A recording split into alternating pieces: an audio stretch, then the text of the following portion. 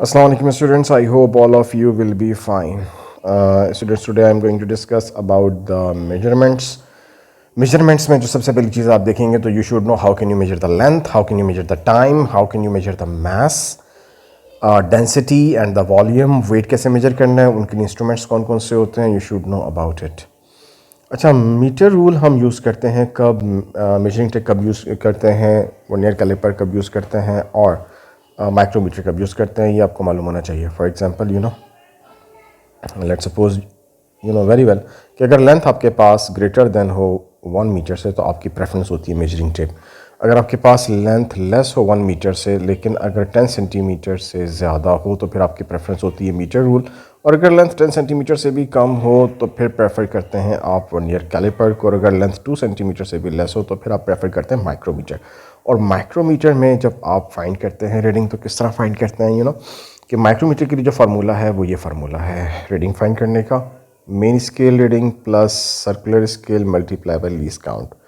Least count आपको सबके याद होने चाहिए. वर्नियर कैलिपर माइक्रोमीटर का लीस्ट काउंट 0.01 मिलीमीटर है और वर्नियर कैलिपर का 0.1 मिलीमीटर है. ठीक है जी, ये आपके पास इन दोनों के लीस्ट काउंट हैं. बाकी जो अगर मीटर रूल है या मेजरिंग टेप सबका लीस्ट काउंट 1 मिलीमीटर होता है या 0.1 सेंटीमीटर होता है. I hope this one will be clear to you और उम्मीद है आपको ये क्लियर हो गया होगा. सेकेंडली, जब हम बात करते हैं मेजरमेंट्स में तो मेजरमेंट्स में हम टाइम फाइंड कर सकते हैं पेंडुलम का. और उससे फाइंड करने के लिए हम मल्टीपल वाइब्रेशन का टाइम नोट करते हैं और उस टाइम को डिवाइड कर देते हैं नंबर ऑफ़ वाइब्रेशन से. यानी कि टाइम फाइंड करना हो तो टाइम फाइंड करने के लिए time divided by number of vibrations. ये हमारे पास फार्मूला यूज़ किया जाता है जिससे हम यूज़ करते हैं. जब हम बात करते हैं काइनेमैटिक्स में तो एवरेज स्पीड फाइंड करने का बेसिक फार्मूला आपको पता है, ये total distance divide by total time. लेकिन जब आपने फाइंड करना हो स्पीड ग्राफ से तो ये देख लें, ये ग्राफ आपके सामने बने हुए हैं और इन ग्राफ में ये जो ग्राफ आपको नज़र आ रहा है ये ग्राफ आपके पास है डिस्टेंस ओवर टाइम. ये आपके पास डिस्टेंस है, ये टाइम है, ये कांस्टेंट स्पीड है. इसका ग्रेडियंट अगर आप निकालेंगे राइज ओवर रन, ये राइज है ये रन है, तो ये आपको स्पीड के बारे में इंफॉर्मेशन देगा. ये कांस्टेंट स्पीड है, ये पॉजिटिव है, ये नेगेटिव स्पीड है क्योंकि यहाँ पे देख लें ये ग्रेडियंट इसका नेगेटिव में आएगा इसलिए नेगेटिव स्पीड है. ये आपके पास इंक्रीजिंग स्पीड है, इसको हम यूनिफॉर्म एक्सेलरेशन भी कहते हैं. और अगर आप इस तरह से जाएंगे तो ये डिक्रीजिंग स्पीड है. और अगर आप इस तरह मूव करते हैं तो फिर इसका मतलब आप स्टेशनरी हो गए, यानी कि ये लाइन स्टेशनरी को रिप्रेजेंट कर रही है. कौन से ग्राफ में? डिस्टेंस टाइम ग्राफ में.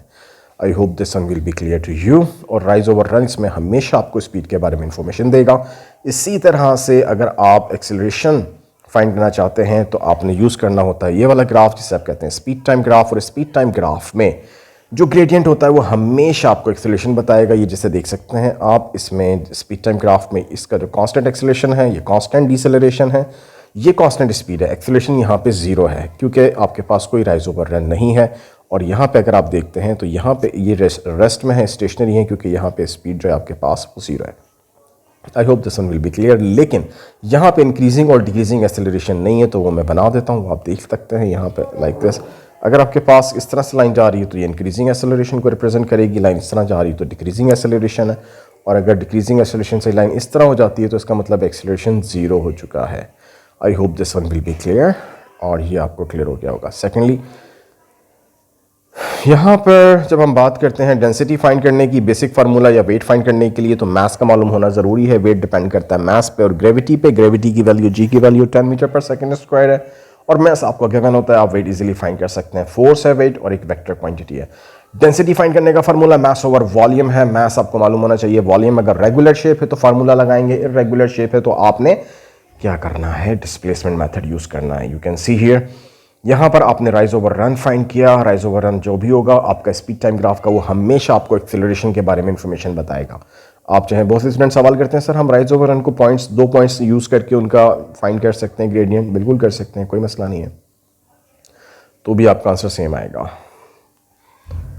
अच्छा जी, सेकेंडली यहाँ पर जब हम बात करते हैं डेंसिटी की तो वो ऑब्जेक्ट जो वाटर पे फ्लोट करते हैं ऑब्वियसली उनकी डेंसिटी कम होती है और जो सिंक कर जाते हैं उनकी डेंसिटी ज़्यादा होती है. जैसे आप देख सकते हैं इनमें से एक की डेंसिटी कम है और एक की डेंसिटी ज़्यादा. जो फ्लोट कर रहा है उसकी डेंसिटी कम है, जो सिंक कर गया उसकी डेंसिटी ज़्यादा है. जब हम बात करते हैं फोर्सेस की तो फोर्सेस में सबसे पहली बात है Newton first law, second law और थर्ड लॉ के बारे में हम बात करें. फर्स्ट लॉ वहां पे अप्लाई होता है जब रिजल्टेंट फोर्सेस जीरो हो, यानी कि फोर्सेस बैलेंस हो। और फोर्सेस बैलेंस होती है ना, तो दो बातें होती हैं, या तो ऑब्जेक्ट रेस्ट में होता है या फिर वो कांस्टेंट स्पीड से मूव कर रहा होता है। लेकिन अगर फोर्सेस बैलेंस ना हो, कोई रिजल्टेंट फोर्स एक्ट कर रही हो, मिसाल के तौर पे फॉर एग्जांपल यहाँ पे एक ऑब्जेक्ट है और उसके ऊपर एक फॉरवर्ड फोर्स लग रही है, एक बैकवर्ड लग रही है, ये 10 न्यूटन है और ये 2 न्यूटन है, तो अब आप क्या कहेंगे, क्या फोर्सेस बैलेंस है? बिल्कुल नहीं, फोर्सेस बैलेंस नहीं है। तो रिजल्टेंट फोर्स अब एक्ट कर रही है और वो कितनी है, लेट्स सपोज 8 न्यूटन है। मैस आपको मालूम है अगर, तो आप एक्सेलरेशन फाइंड आउट कर सकते हैं और फार्मूला उसके लिए यूज़ होता है F = ma। I hope this one will be clear to you, ये आपको क्लियर हो गया होगा। सेकेंडली, जब हम बात करेंगे कि आपके पास अगर न्यूटन्स थर्ड लॉ की, तो न्यूटन थर्ड लॉ में every action has a reaction equal in magnitude but opposite in the direction. Her action का रिएक्शन होता है, जिसकी वजह से आप अगर वॉक कर रहे हैं, आप ज़मीन को फॉरवर्ड बैकवर्ड फोर्स लगाते हैं, ज़मीन उतनी ही फोर्स आप पे फॉरवर्ड लगाती है। अच्छा, इसी इक्वेशन से कभी भी 1 न्यूटन फोर्स आ जाए तो आप उसको भी एक्सप्लेन कर सकते हैं और बहुत सिंपली एक्सप्लेन कर सकते हैं। कैसे, ज़रा मैं आपको बता देता हूँ। यहाँ पे लिख दें 1 न्यूटन और यहाँ पे लिख दें आप 1 kg मास और एक्सेलरेशन में लिख दें 1 मीटर पर सेकेंड स्क्वायर। ठीक हो गया, तो आपके पास यहाँ पे 1 न्यूटन फोर्स को आप एक्सप्लेन कर सकते हैं। अच्छा जी, फोर्स हमारे पास मैस इनटू एक्सेलरेशन है और हम इसको फाइंड करने के लिए, जैसे मैंने आपको बताया था, 1 न्यूटन फोर्स को इजीली किसी भी इक्वेशन से हम उसके यूनिट्स को रिप्रेजेंट कर सकते हैं। जैसे फोर्स को अगर आपने बताना है कि 1 न्यूटन फोर्स, तो मैस की जगह आप लिख दें 1 kg और एक्सेलरेशन की जगह आप लिख दें 1 मीटर पर सेकेंड स्क्वायर। ठीक है, यानी कि 1 न्यूटन फोर्स वो फोर्स है जिसकी वजह से 1 kg मैस एक्सेलरेट होता है 1 मीटर पर सेकेंड स्क्वायर तक। I hope this one will be clear to you guys. And then ये आप देख लें कि फिर आप फोर्स, अगर आप मास कांस्टेंट रखते हैं यहाँ पे, तो फोर्स और एक्सेलरेशन में क्या रिलेशन होगा। मास अगर कांस्टेंट रखते हैं तो फॉर एग्जांपल ये मास कांस्टेंट है, तो फोर्स और एक्सेलरेशन डायरेक्टली प्रोपोर्शनल हो जाएंगे। ठीक है, अगर आपने कहा कि फोर्स कांस्टेंट रखनी है, एक डिफरेंट ऑब्जेक्ट है उन पर सेम फोर्स लग रही है और हमने चेक करना है कि मास और एक्सेलरेशन में क्या रिलेशन होगा, तो फिर हमारे पास ये रिलेशन है कि यहाँ पर हम अगर फोर्स को कांस्टेंट कर दें और मास का रिलेशन देखना चाहते हैं, तो मास को हमें इक्वल टू के दूसरी तरफ लेके जाना होगा। जिन दो फिजिकल क्वांटिटीज़ का रिलेशन चेक करना हो, एक लेफ्ट साइड पे होनी चाहिए, एक राइट साइड पे होनी चाहिए, इन्वर्सली प्रोपोर्शनल है। आप देख सकते हैं मास ज़्यादा है तो फिर कम एक्सेलरेशन प्रोड्यूस होगा और अगर मास कम है तो ज़्यादा एक्सेलरेशन प्रोड्यूस होगा अगर आप सेम फोर्स लगाएंगे। तो रेजिस्टिव फोर्सेज वो फोर्सेज होती हैं जो किसी भी मोशन को अपोज कर रही होती हैं, जैसे एयर फ्रिक्शन है, रेजिस्टेंस है, फ्रिक्शन है, ये सारी के सारी आपके पास रेजिस्टिव फोर्सेज हैं। हमने बात कर ली फर्स्ट लॉ की। फर्स्ट लॉ में फोर्सेज बैलेंस होती हैं, सेकंड लॉ में फोर्सेज बिल्कुल बैलेंस नहीं होती, रिजल्टेंट फोर्स प्रोड्यूस होती है। और थर्ड लॉ की अगर हम बात करें तो ये कहता है कि जितनी फोर्स एक ऑब्जेक्ट दूसरे पे अप्लाई करता है, तो आपके पास दूसरा भी उतनी ही फोर्स एक पहले पे ऑब्जेक्ट पे अप्लाई करता है। हुक्स लॉ की अगर हम बात करते हैं तो यू कैन सी हियर कि यहाँ पर ये जो स्ट्रेट लाइन आपको नज़र आ रही है फोर्स और एक्सटेंशन के दरमियान, ये शो कर रही है कि रिलेशनशिप इज़ डायरेक्टली प्रोपोर्शनल, यानी कि फोर्स और एक्सटेंशन डायरेक्टली प्रोपोर्शनल होती हैं। आपके पास जब कभी भी फोर्स और एक्सटेंशन की बात करेंगे डायरेक्टली प्रोपोर्शनल होती हैं, जितना ज़्यादा आप फोर्स अप्लाई करेंगे एक्सटेंशन उतनी ज़्यादा आएगी। और जब आप प्रोपोर्शनलिटी के साइन को हटा के कांस्टेंट यूज़ करेंगे तो के यहाँ पे है spring constant. Spring constant find करने के लिए आपने क्या करना है, फोर्स को एक्सटेंशन से डिवाइड करना है। और ये कैसे फाइंड कर सकते हैं, बहुत आसान है, बहुत सिंपल है। आपने कोई भी पॉइंट लेना है लेकिन वो अंडर द इलास्टिक लिमिट होना चाहिए, उसको इलास्टिक लिमिट से क्रॉस नहीं होना चाहिए। और यहाँ पे आप देख सकते हैं कि यहाँ से आप एक्सटेंशन निकालेंगे, यहाँ से आप फोर्स निकालेंगे और उनको डिवाइड कर देंगे। जब आप डिवाइड करेंगे तो आपको के की वैल्यू मालूम हो जाएगी। जहाँ से कर्व हो रहा है यहाँ से अपनी इलास्टिसिटी लूज़ कर बैठा है, तो ये पॉइंट जहाँ पे वो इलास्टिसिटी लूज़ कर जाता है, that point is known as elastic limit. और जहाँ तक लाइन स्ट्रेट है हमारे पास, that is called the proportional limit, उसको हम प्रोपोर्शनल लिमिट कहते हैं। I hope this one will be clear to you. जिस स्प्रिंग की स्ट्रेंथ जितनी ज़्यादा होती है उसमें के की वैल्यू वहाँ पे उतनी ही ज़्यादा होगी, और अगर किसी स्प्रिंग की स्ट्रेंथ कम होती है तो वहाँ पे के की वैल्यू कम होगी। तो के की वैल्यू डिसाइड करती है कि स्प्रिंग कितना ज़्यादा स्ट्रॉन्ग है या कितना ज़्यादा वीक है। बात करें सर्कुलर मोशन की, कोई भी ऑब्जेक्ट जब सर्कल में मूव करता है, जो फोर्स उसके ऊपर एक्ट करती है हमेशा टूवर्ड्स द सेंटर होती है और एक्सेलरेशन भी टूवर्ड्स द सेंटर होता है। ठीक है, ये कभी भी कांस्टेंट वेलोसिटी नहीं होती, वेलोसिटी हर लम्हा चेंज हो रही होती है, क्योंकि इसमें हर लम्हा डायरेक्शन चेंज हो रही होती है। द रीज़न इज दिस के वेलोसिटी में हर पॉइंट पे चेंज आ रहा होता है। आई think this one will be clear.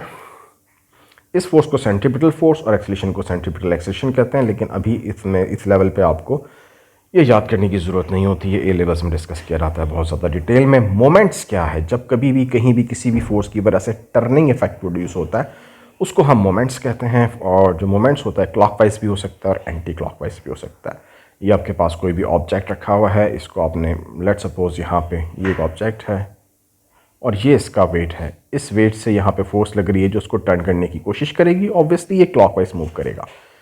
हम एक फोर्स लगाते हैं जो इसको रेड लाइन से मैं शो कर रहा हूँ और यहाँ पे ये फोर्स लग रही है इस पॉइंट पे जो उसको टर्न होने से रोक रही है।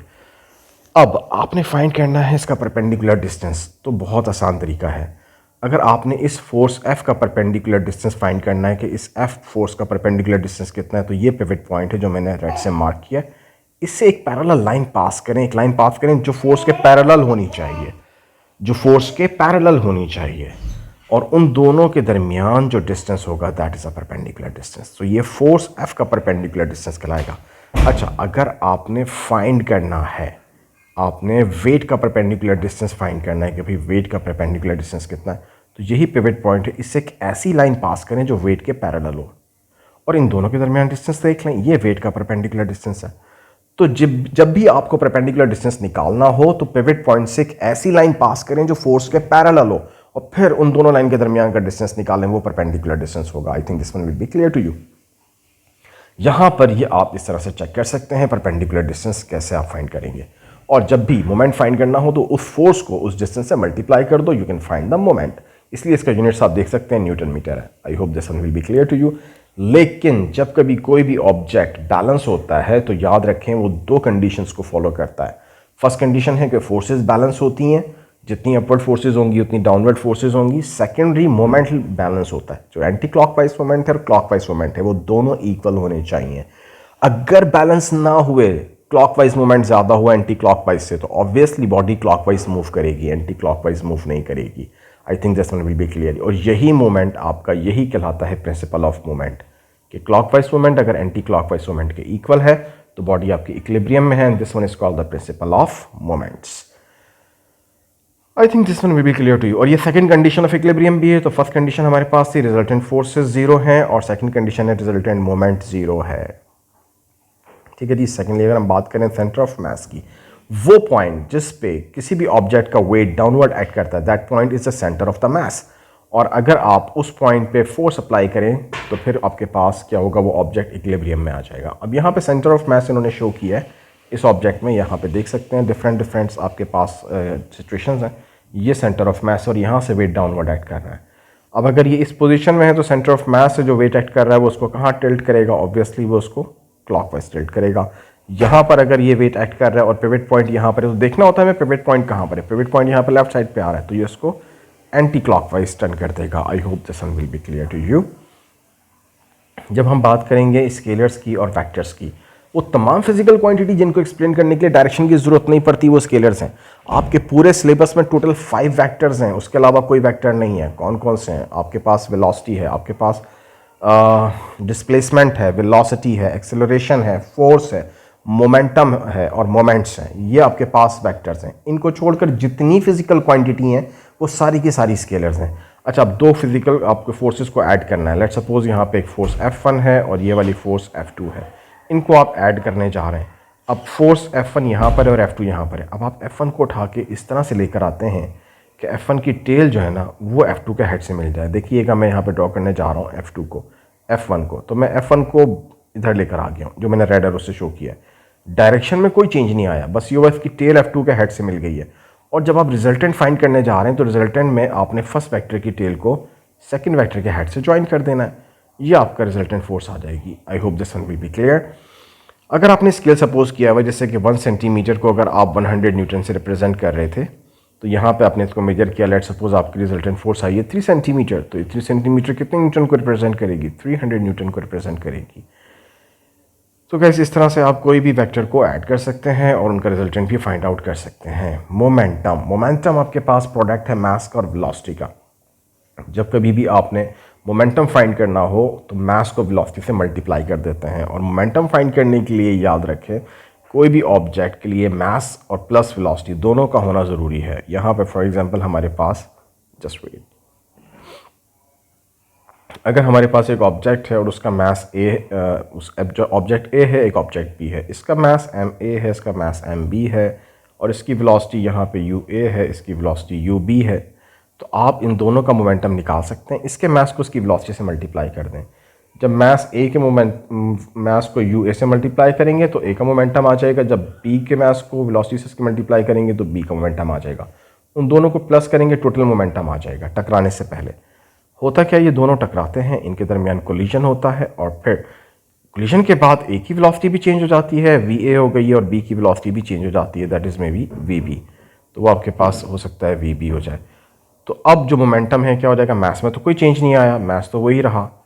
तो अब जो मोमेंटम है आपके पास वो क्या हो जाएगा, वो उसका हो जाएगा M A V A M B V B. तो टकराने से पहले टोटल मोमेंटम और टकराने के बाद टोटल मोमेंटम हमेशा सेम रहता है, इसे कहते हैं law of conservation of momentum. और एक और बात, जब ये ए बी पे फोर्स अप्लाई कर रहा है तो उसकी वजह से बी की वेलोसिटी में चेंज आ गया है। तो जब वेलोसिटी में चेंज आया है आपके पास, तो यहाँ पर आप देख सकते हैं कि जो आपके पास वेलोसिटी है, ठीक है ना, यू कैन सी हियर, यहाँ पे जो वेलोसिटी है वो चेंज हो गई है। अब जो वेलोसिटी में चेंज आया वो किसकी वजह से आया, वो फोर्स की वजह से आया। तो वो जो फोर्स एक्ट कर रही है और जिसकी वजह से वेलोसिटी में चेंज आया है, उस फोर्स को आप फाइंड कर सकते हैं by using the formula F into T, और ये आपके पास इक्वल होता है M V minus M U. M V minus M U क्या चीज़ है, चेंज इन मोमेंटम। यानी वो ऑब्जेक्ट जिसकी वेलोसिटी पहले यू थी, मिसाल के तौर पे एक मास था, इसकी वेलोसिटी यू थी, इस पर लगी फोर्स, और फोर्स की वजह से इसकी वेलोसिटी चेंज होकर वी हो जाती है। तो अब आपके पास यहाँ पर ये जो फोर्स है जिसकी वजह से मोमेंटम में चेंज आएगा, दैट इज़ इक्वल टू, ये आपके पास इक्वल होती है change in momentum with respect to time. और यहाँ पे फिर हम इसको फाइंड कर सकते हैं, इसके लिए हम ये वाला फार्मूला यूज़ करते हैं। ये जो चेंज इन मोमेंटम है आपके पास, इसको आप चेंज इन मोमेंटम भी कह सकते हैं, और ये आपका कहलाता है इम्पल्स, इसको आप इम्पल्स भी कहते हो, ठीक है। तो ये दोनों इम्पल्स हैं, एफ इन टू टी भी इम्पल्स के इक्वल है और चेंज इन मोमेंटम भी इम्पल्स के इक्वल है, यानी कि बोथ आर इम्पल्स। तो जब कभी भी आपसे कैम्ब्रिज में इम्पल्स पूछा जाए तो आप चेंज इन मोमेंटम बता दें या F into time, force को टाइम से मल्टीप्लाई कर दें। This one is the impulse. I hope this one will be clear to you. जब हम एनर्जी की बात करते हैं तो energy basically is amount work of a body, is the energy is the ability of a body to do work. ये amount of the work है यहाँ पे, इसको जॉल्स में मेजर किया जाता है, क्योंकि आपके पास जो वर्क है वो भी जॉल्स में मेजर होता है, ठीक है। वर्क और energy is the same thing, मतलब अगर आप में एनर्जी है तो आप वर्क करेंगे ना। एनर्जी का बेसिक लॉ है law of conservation of energy, जो कहता है कि energy neither be created nor be destroyed but it change from one form to another form. और ये हमारे पास बहुत सारी फॉर्म आ गई हैं एनर्जीज़ की, देख सकते हैं आप, काइनेटिक एनर्जी है, ग्रेविटेशनल पोटेंशियल एनर्जी है। जहाँ भी एनर्जी स्टोर होती है ना उसको पोटेंशियल एनर्जी कहा जाता है। अब हाइट पे स्टोर हो तो उसको ग्रेविटेशनल पोटेंशियल एनर्जी कहते हैं, बॉडी में स्टोर है तो उसको केमिकल पोटेंशियल एनर्जी कहते हैं। अगर आपके पास किसी स्प्रिंग में या इलास्टिक ऑब्जेक्ट में स्टोर है तो उसको स्ट्रेन एनर्जी कहा जाता है या इलास्टिक पोटेंशियल एनर्जी कहा जाता है। इवन इलेक्ट्रिक पोटेंशियल भी होता है जिसको आप कहते हैं इलेक्ट्रिक पोटेंशियल एनर्जी, चार्ज के अंदर जो एनर्जी स्टोर होती है। एटम के अंदर स्टोर हो तो उसे न्यूक्लियर एनर्जी कहते हैं। मॉलिक्यूल्स की अपनी जो एनर्जी उसको इंटरनल एनर्जी कहा जाता है। मॉलिक्यूल्स की जो एनर्जी होती है ना, मोशन की, मोशन ऑफ मॉलिक्यूल्स, वो इंटरनल एनर्जी होती है। आमतौर पर स्टूडेंट्स इन दोनों को मिक्सअप कर देते हैं। एटम की जो एनर्जी उसको इंटरनल एनर्जी नहीं, देखिए गैस के अंदर जो मॉलिक्यूल हैं जो मूव कर रहे हैं जिस एनर्जी से, वो उनकी इंटरनल एनर्जी है। लिक्विड के मॉलिक्यूल जो मूव कर रहे हैं अपनी एनर्जी से, वो उनकी इंटरनल एनर्जी है, ठीक है ना। तो मॉलिक्यूल्स की जो energy that is internal energy. Electrical energy जो इलेक्ट्रॉन्स की एनर्जी होती है, ठीक है। लाइट है आपके पास, एनर्जी है वेव्स की फॉर्म में। साउंड की एनर्जी साउंड एनर्जी कहलाती है, और ये इसकी कुछ एग्जांपल्स आपके सामने यहाँ पे शेयर की हुई हैं, you can see here. Kinetic energy का बेसिक फार्मूला है हाफ एम बी स्क्वायर, और potential energy M G H है। और अगर आप किसी चीज़ को थ्रो करते हो अपवर्ड, जब आप उसको ऊपर थ्रो करते हो तो होता क्या है, उसको थ्रो करने से आपके पास जो काइनेटिक एनर्जी है यहाँ पे, वो पोटेंशियल एनर्जी में कन्वर्ट होना शुरू हो जाती है। Kinetic energy after all potential energy में कन्वर्ट हो जाती है, लेकिन सारी काइनेटिक एनर्जी पोटेंशियल एनर्जी में उस वक्त कन्वर्ट होती है जब किसी किस्म की कोई एयर रेजिस्टेंस ना हो, ठीक है ना। अगर कोई एयर रेजिस्टेंस होगी तो कुछ एनर्जी फिर उसके अगेंस्ट वर्क करने में यूज़ हो जाएगी। तो अगर कहीं पे कोई एयर रेजिस्टेंस नहीं है तो फिर तो आप 1/2 एम वी स्क्वायर यानी काइनेटिक एनर्जी को इक्वल कर सकते हैं एम जी एच के, और एक और रिलेशनशिप निकाल सकते हैं इनके दरमियान कि वी स्क्वायर जो है वो 2gh के इक्वल आ जाता है। लेकिन ये रिलेशनशिप उस वक्त निकलता है जब आप किसी ऑब्जेक्ट को थ्रो कर रहे हैं, कोई ऑब्जेक्ट फॉल कर रहा है, उसकी जितनी काइनेटिक एनर्जी है वो पोटेंशियल में, या जो पोटेंशियल एनर्जी है वो सब काइनेटिक एनर्जी में कन्वर्ट हो रही हो। This one will be clear to you guys.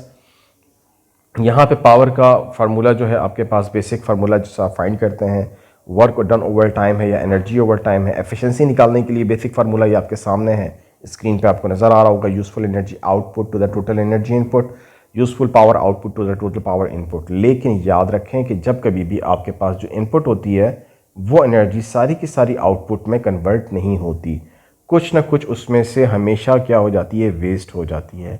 जैसे आप इलेक्ट्रिकल मोटर ऑन करते हैं तो सारी इलेक्ट्रिकल एनर्जी जो है वो आपके पास मोटर को चलाने में कंज्यूम नहीं होगी, कुछ ना कुछ एनर्जी साउंड की फॉर्म में कन्वर्ट हो जाएगी। ये फार्मूला पावर की फॉर्म में भी एक्सप्रेस किया जा सकता है, इसी फार्मूले को आप एनर्जी की फॉर्म में भी एक्सप्रेस कर सकते हैं। I think this one will be clear to you. जब हम बात करते हैं एनर्जी सोर्सेज की तो we have the two sources, renewable sources and the non renewable sources. Renewable sources जो हैं ये आपके पास जो हैं, जो नॉन रिन्यूएबल सोर्सेज हैं आप एक दफ़ा उनको कंज्यूम कर लें, दोबारा से आप उनको हासिल कर सकते, मतलब हासिल नहीं कर सकते, लेकिन जो रिन्यूएबल सोर्सेज हैं उनको आप दोबारा हासिल कर सकते हैं। ठीक है, तो renewable sources are not exhaustible, जबकि नॉन रिन्यूएबल सोर्सेज जो है एनर्जी के वो एग्जॉस्टिबल हैं। ठीक है, इसलिए वर्ड ये एग्जॉस्टिबल भी इन्होंने यहाँ पे यूज़ किया हुआ है, ये भी यूज़ किया जाता है। टाइप्स आप जानते हैं, जितनी भी आपका जो नॉन रिन्यूएबल सोर्सेज हैं वो सारी के सारे फॉसिल फ्यूल्स हैं, कोल है, ठीक है ना, आपका जितना भी फ्यूल है, पेट्रोल है, डीजल है, वुड है, मीथेन गैस है, या सुई गैस जो आप कह रहे हो, सारी की सारी कंज्यूम कर लेते हैं, ये सब फॉसिल फ्यूल्स में आती है। ये आपके पास जो है नॉन रिन्यूएबल्स हैं।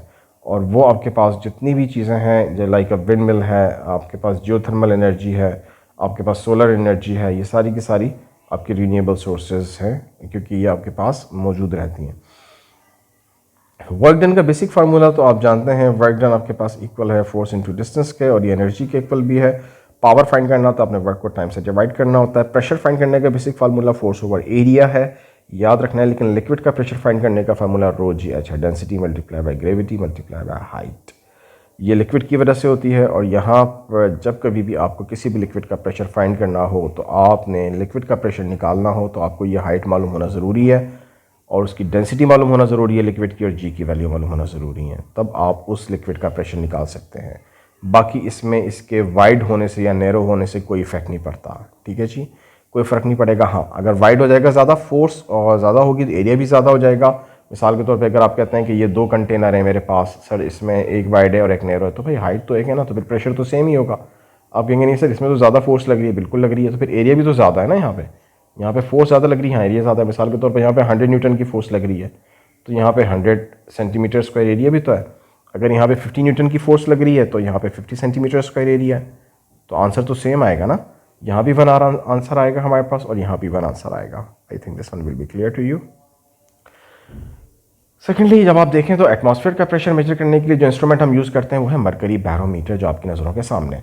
और यहाँ पर जो प्रेशर ऐड कर रहा होता है, जो प्रेशर साइड सेट करता है, लाइक लेट सपोज ये वाला प्रेशर, ये आपका एटमॉस्फेरिक प्रेशर है।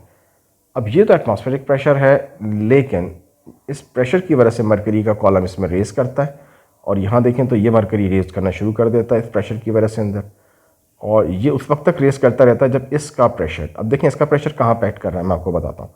ये प्रेशर आपका ऐड कर रहा है कहीं यहाँ पे, सॉरी जस्ट वेट,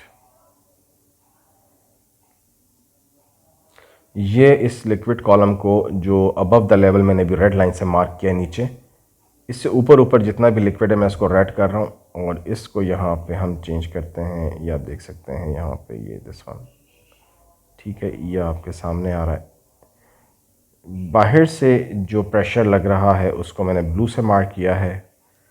अब ये ब्लू वाला प्रेशर जो है एटमॉस्फेरिक प्रेशर है, और रेड जो है ये मरकरी का प्रेशर है।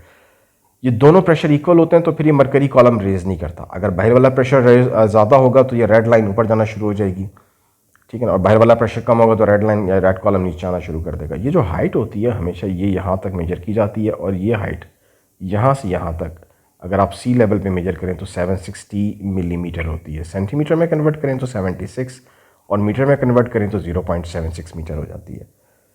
और अगर आप इसको फाइंड करना चाहते हैं कि ये पास्कल में कितना है तो फिर आप फार्मूला लगाएंगे, रो जी एच। डेंसिटी आपको मरकरी की बता दी जाती है, जी की वैल्यू पता होती है, हाइट आपको पता है 0.7 से, इसको पुट करते हैं तो 1.0 times 10 to the power 5 pascals ये हाइट आ जाती है। हमारे पास प्रेशर आ जाता है पास्कल्स की फॉर्म में।